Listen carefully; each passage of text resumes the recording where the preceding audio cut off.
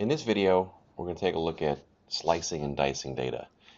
And we're going to do that using Excel pivot tables. I think it's one of the really cool features of Excel. I use it a lot to analyze information. So we're going to create a pivot table. Then we're going to see how to set the pivot table rows, set the pivot table data, set the pivot table columns, and then we're going to create a chart. So let's kick this off. Here I'm going to create a function, remove demo SLSX. It'll just remove the demo file, the Excel demo file as we go. And I'm going to grab this data. I'm going to grab the service data using the get service commandlet in PowerShell. And I just want to get status name, display name, and start type. And I'm going to sort the whole thing by start type. Let's remove the file. And our first export Excel piece, we're just going to create the spreadsheet. We do the auto size, we set up the auto filters, and we're good to go. Okay, now let's remove that file again. We'll do the same thing. We're going to auto size and auto filter everything, and then we're going to automatically show it with the -show switch. Now we're going to use the include pivot table switch, and let's see what we get. Does the same exact thing, but now we get an extra sheet at the bottom called sheet pivot table. We still have our data here in sheet 1, which is really cool. So we get that, and now we've actually created a pivot table which is linked to that sheet. Here's all the names. Those are the property names that we pulled off the get service. Those are the names of at this level up here on top. And if we were going to work with this manually, we could do things like grab the start type, pull it down to rows. We could also do that, grab that start type again and pull it over to values, and we see that there are 74 services that are automatically started. We could also do things like we could grab status or name, and we can move these things around. Now this is really cool because it's interactive, but we want to make this have less human interaction. So let's see what we can do. Let's get out of this spreadsheet. We'll remove it. And now we'll do exactly the same thing again, but after the include pivot table, we're going to tell it what rows to pivot on.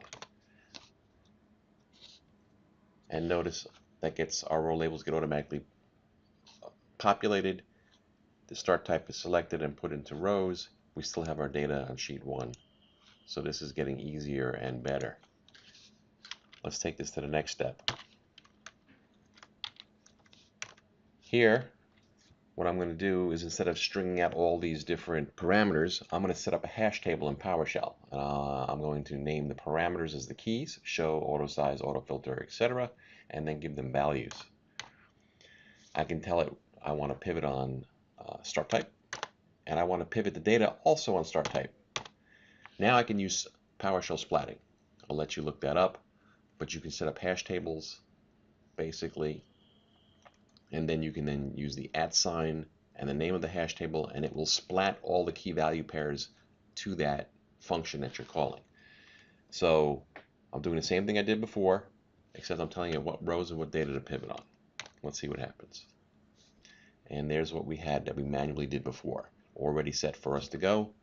We still have the data in sheet 1 if we want to do certain analysis and look things up. And if we wanted to, we can do things like grab status and pull them into columns. And now we can see that there are 5 stopped automatic jobs. And then we can do things like drill down on this. For example, I can double click that, click name, and we can see all the different services and their details. Excel's pretty cool. But let's take that one step further. Too much manual clicking for me. Let's remove our file again.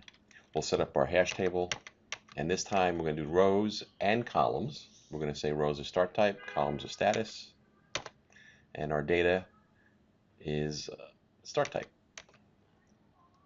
And then we just splat that hash table,